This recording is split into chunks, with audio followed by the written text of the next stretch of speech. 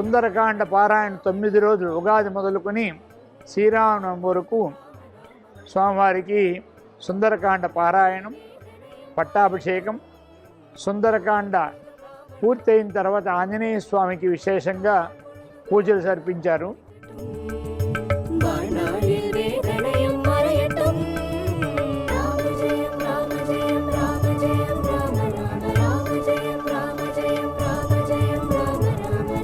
దాని ప్రయుక్తంగా ఇక్కడ స్వామివారి సన్నిధిలో శ్రీరామనవమి ప్రయుక్తంగా కళ్యాణ మహోత్సవం జరిపించారు. భక్తులు చాలా పెద్ద సంఖ్యలో వచ్చి ఈ ఉత్సవానికి పాల్గొని జయప్రదం చేశారు.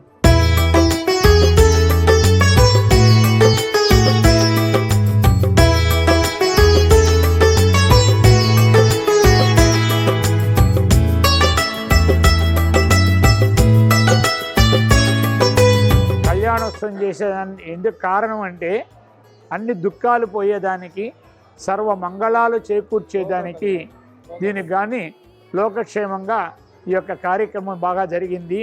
చాలామంది భక్తులందరూ వచ్చి ఈ ఉత్సవంలో పాల్గొని జయప్రదం చేశారు.